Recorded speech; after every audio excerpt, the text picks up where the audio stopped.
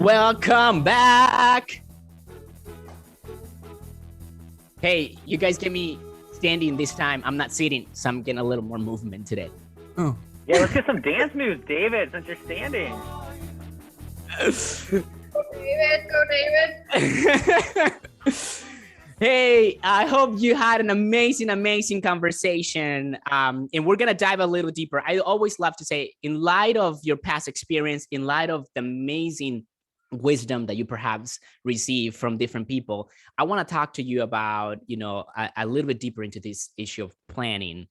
And before I do that, we know, obviously, we believe that we have the mission to expand this church digitally to the entire globe. Now we have people all over in California and different countries, and thank you for making this happen. And one of the ways we make digital church feel that we're actually connected is by doing groups throughout the week.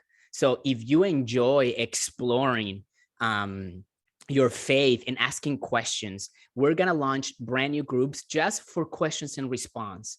Some of you say, hey, I want to go a little bit deeper in this, and we have this opportunity to do that. So in the chat room, if there's something that you would love to explore, would you let us know? If there's a topic in the Bible that you're like, hey, I got questions about this, I would love to be part of a group, please let us know. Again, we want this to feel like you're actually connecting. We don't want to feel like we're far away. In fact, some of you've been coming to Experience Church, and I met you in person for the first time, and it was like I've known you for years, because you are someone who, as a community, we go deep. We don't stay in the surface. We talk about uncomfortable things, and also comfortable things. We really want to get to know where you are in life, and let us know in the chat room if there's anything that you want to explore when it comes to your faith. And we're going to launch groups in the next coming couple of weeks. Okay. All right. Welcome to this third part of this series, opening the door to curiosity.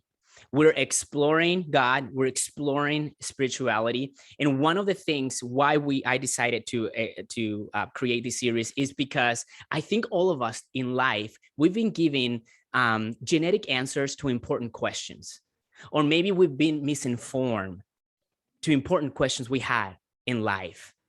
And we said that this is important to pay attention, because what we think about something determines how we feel about it. So the way that you, whatever you felt in terms of God, what determined your relationship with God is how you feel about God or spirituality. So we said that is so important to look into it. Really, as human beings, we wanna. What are the emotions? What are the feelings that come? What are the visualizations I have when I think about God? And that's where we start week one. Who is God? And we said that we can call it many things, but one of the things to explore is that God invites you and me to call him Father. And maybe that's so hard for us to grasp, because we think either if you come from a Catholic background, you think of a person with the word father, or if you had a bad experience growing up with your own dad, you feel like, dad, that's terrible. I don't want to see God at all. So in that way, so we said that it's so important that maybe we reframe this word father as maybe the father we dream to have. Or maybe the father that we will love to become one day.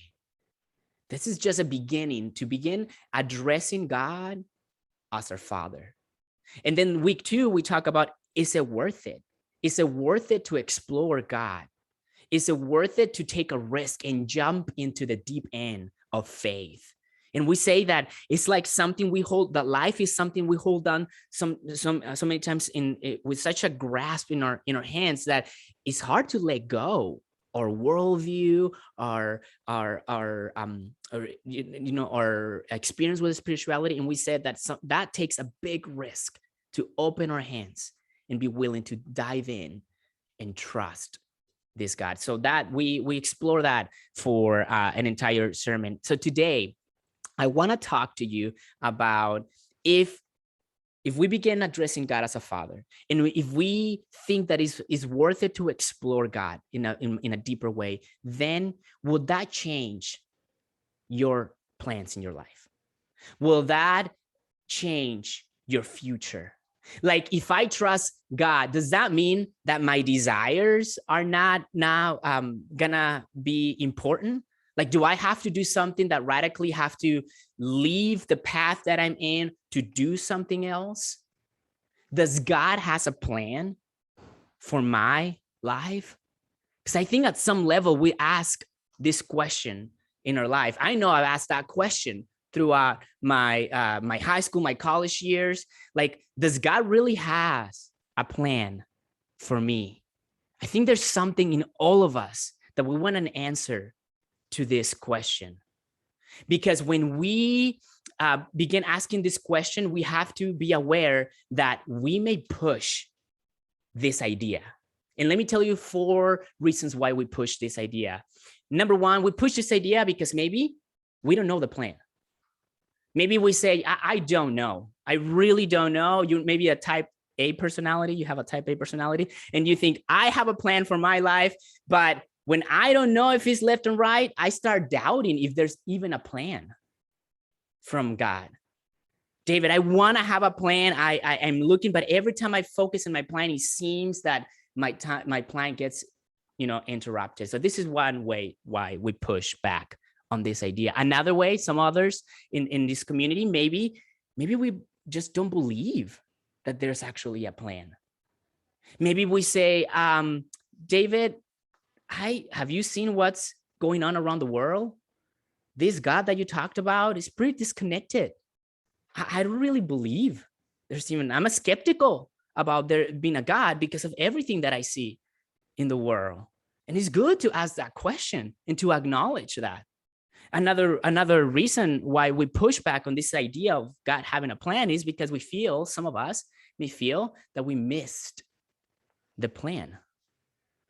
Maybe you think, I kind of grew up in this whole idea of God, and I took a couple decisions that, steer me away. And I think I missed it, David. If I can be completely honest, David, I think I missed the plan that God had for me. And I grew up in kind of some worldview where if I made a couple decisions and they were bad decisions, that somehow I deviated from this plan, that I had to be mindful, otherwise I could screw it all up.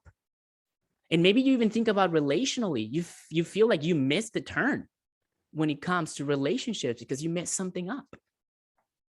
And the last thing why we push against if God has a plan for our life is because we feel we not just missed it, but we mess it up. We know, you don't know, David, how I messed this up. You don't know the people I hurt. You don't know the people I'd offended. If there was a plan, I'm pretty sure I messed it all up. So today, I want to set you free from these ideas that we push authentically and obviously normally that we push against. This God has a plan for me. And this message is particularly for those of you who you look at your life right now and you thought that you will be in a different place, either professionally or in your relationships. This is for those of you who say, I am at this stage in my life, and what I thought I will be at this stage, I'm not even close to that. This remind me, a lot of us buy everything online right now, right?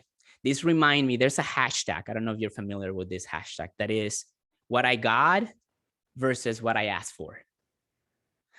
This is the whole idea where I thought I would be compared to where I'm actually are in my journey, romantically or, professionally or spiritually. And I recently had a little experience of this. I take a pre-work. I don't like so much coffee, but I do like caffeine. So I take pre-workout drinks in the morning before I teach. That's why I'm a little bouncy. But this is what I order. I usually get them online, right? And Amazon has usually something regular, like I order peanut butter, and I thought I was ordering something like this with this much volume because I was like, oh, nice price. But this is what I got. Got this little tiny thing, just a few. So actually very expensive because it's only a few scoops. So what I got, this is what I asked for. Maybe where you thought in life you will be is vastly different than where you are right now. And this, you know where this shows up to you a lot? Online dating, I think. Like some of you have met somebody at a restaurant and thought, your profile picture, totally what filter did you use? Because it's not what I thought you would look like, I don't know. But that's, that's whole idea of what we think we want to have, or what we think we will be, and what we actually have. And when we are going through life and we don't end up where we want to be, a lot of the times is because we experience what you guys talk in the group. We experienced interruptions. The number one reason why you may be doubting if where you are heading or where you think you will be by this point is not, perhaps because you experienced an interruption in your life. And all of us, at some point in our life, our plans felt like they were interrupted by someone or something. So what do we do with unexpected interruptions? Another word for interruptions is, if we can have a different visual, is a wrench, right? There's an American phrase that when your plans get sabotaged, right? Or when your plans get derailed or ruined, there's a saying that says, someone threw a wrench in my plans, right? And the basic idea is that some of us think of a small wrench, right? Like this morning before church, I had a meltdown for one of my kids, like it was just a small wrench. Others of us, we think, well, actually, David, I was driving and my car broke down this week. And that was my only car. That's a bigger wrench, maybe. Or maybe some of us, we think, David, I was doing great in my job. And the last few months, I lost my job. And perhaps some of you have experienced divorce during COVID. And you see this as a big wrench in your life, big interruptions, big turns, big distractions of the plan that you thought God had for you. So you think, did I mess it up? Is it all messed up? I want you to know you are not alone on this. In fact, today I want to talk to you about something that is better, that is far bigger, that is far more impactful than the plan you had for your life. Today, I want to share with you something that is much better than a plan.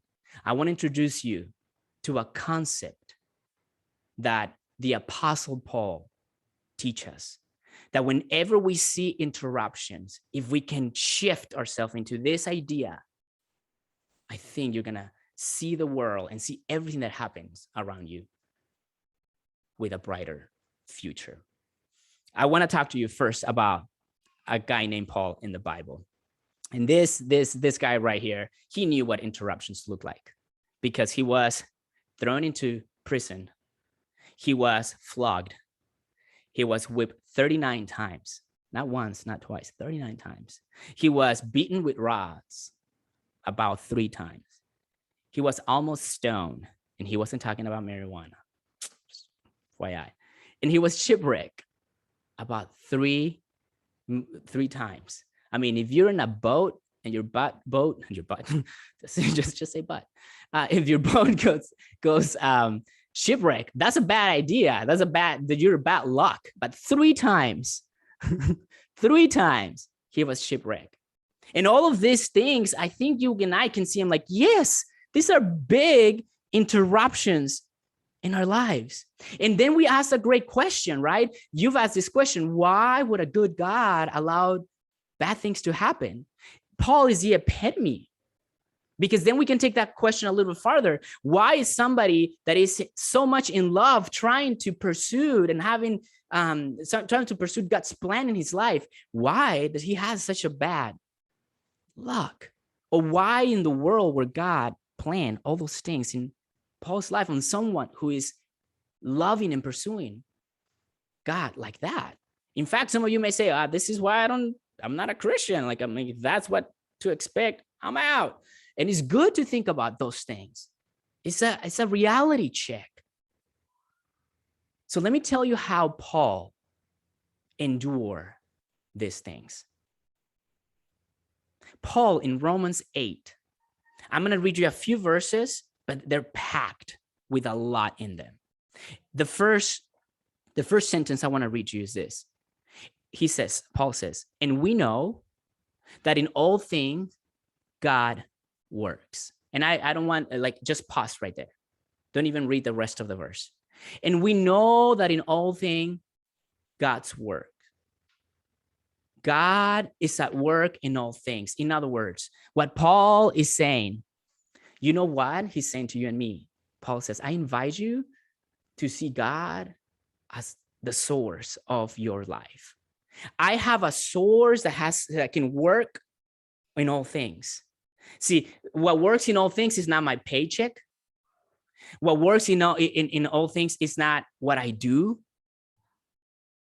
It has nothing to do with what I do that helps me not see life in terms of having difficulty. In fact, God, the God that I put in my trust in, this God, he is someone who is at work in everything. And today, for some of you, I just want to invite you that you may see and ask the question, what is the source of your life? Who are you putting as a source for you? Is it your status? Is it your job? Is it a position? What is driving you to feel like this is what is at work in my life? This is what's behind everything. I believe Paul knew that he had a source in God that was working in all things. And he continues adding to that. And we know that in all things, God works for good. He works for good of those who love him. And before we think, well, is God playing favoritism to those who love him only? Let me break that down. I think what Paul is saying is God is at work in your life. And God is at work in my life. And regardless of what we're living, regardless of what comes our way, he is at work. And it is not that God is saying that your decisions or even our life is going to look a certain way. Paul invites us to explore God, a God that is at work, working for everything to work for your good, for my good. And I know there's a lot of us that we had interruptions in our life and they don't feel good. They don't even look good in our lives. But he says, the God that I want to introduce you has the power to make them all good. And then he introduced you and he introduces me to something better than a plan. Paul says, you want me to tell you what this is? That this is far better than a plan, far bigger than a plan? Verse 28.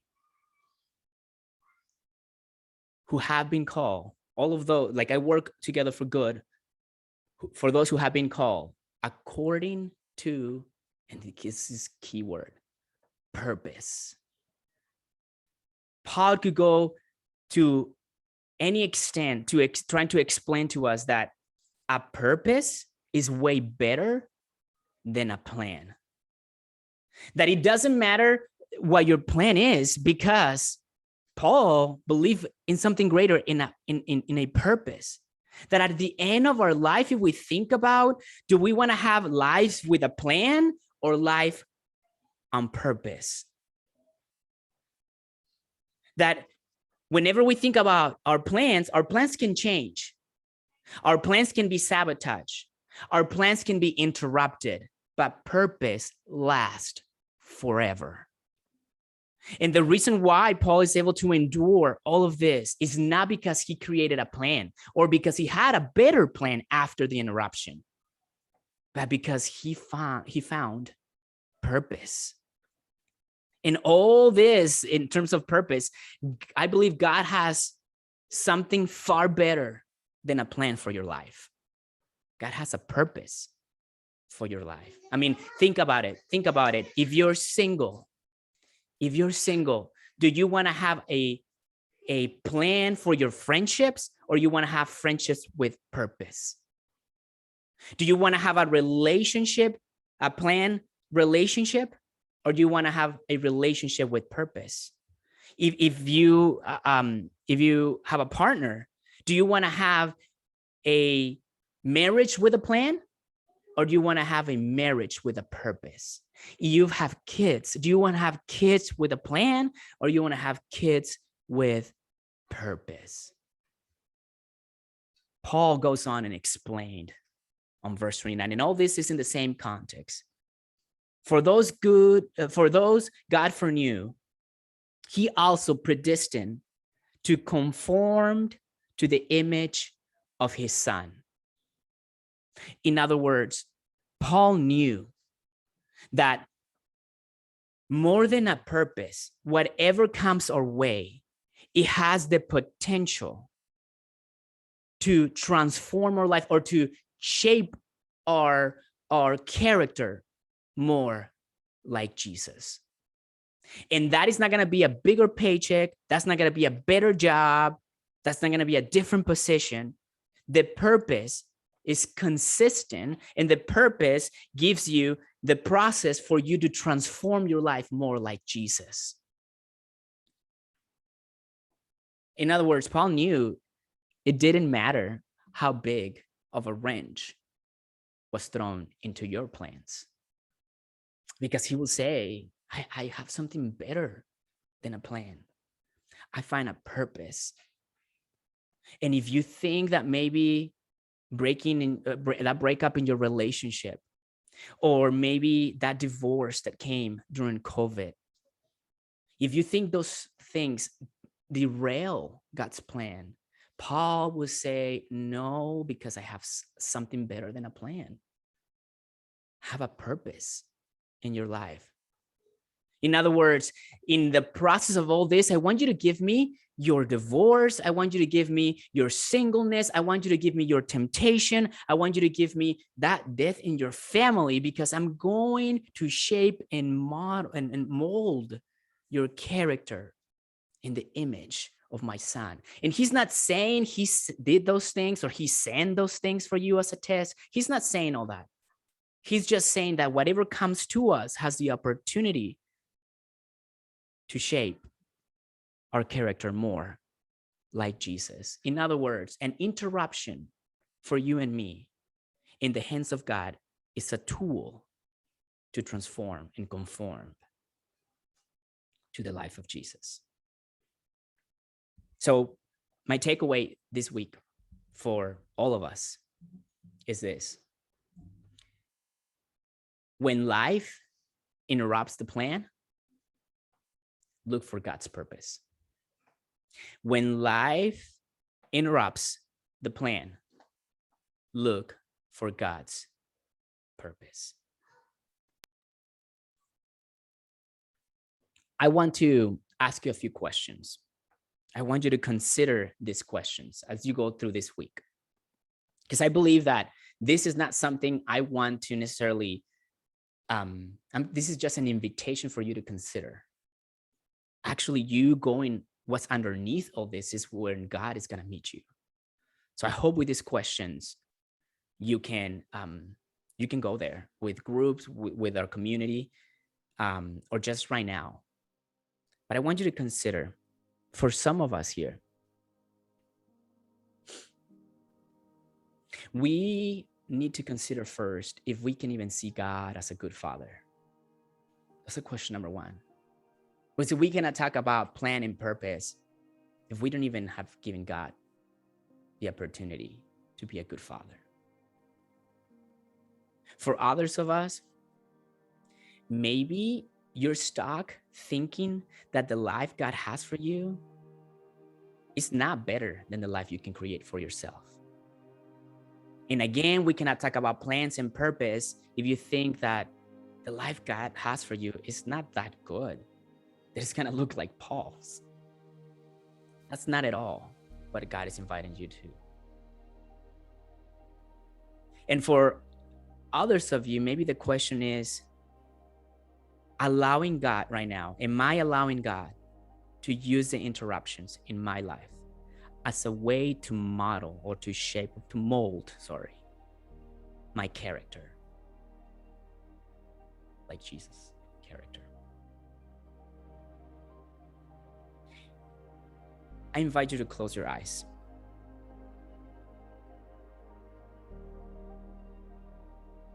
And if I can put this teaching in a few words,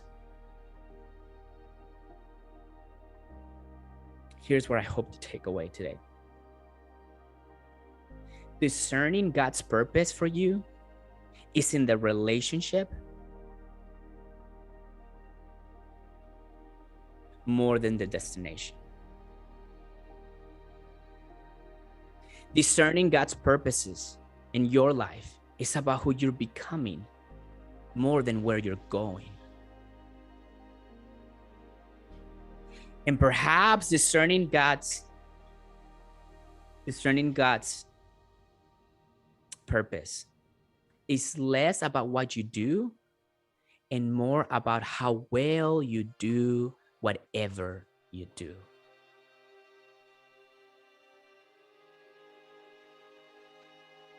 Father, I know this whole idea of plan and interruptions is so difficult, Lord.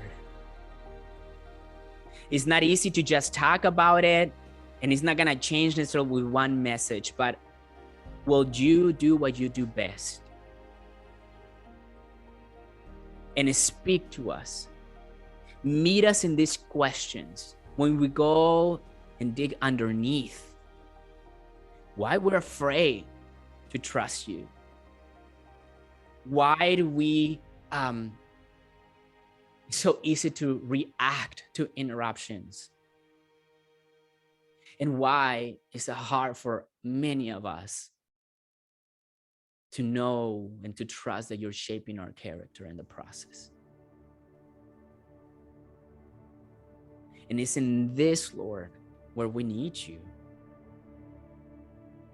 It's in this where transformation happens.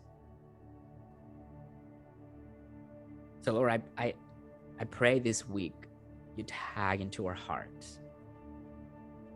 Maybe in our relationships, maybe in the way we're pursuing future relationships, maybe in the way we're pursuing future jobs, and that you continue molding our lives. And I pray that for my life, knowing that it's not easy, knowing that I am many times doubtful and weak and fearful. Help me take that step with you, Lord.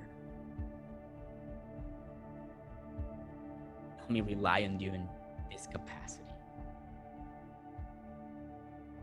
In Jesus' name I pray. Amen. All right. It's 11:07, and we usually go to 11:59. As earlier, I said an hour and a half, maybe scare some of you. We're going to stop everything at 11:15. So what I love to do in this time is we actually gonna go into gallery view. And if you heard something in the groups that spoke to you, I invite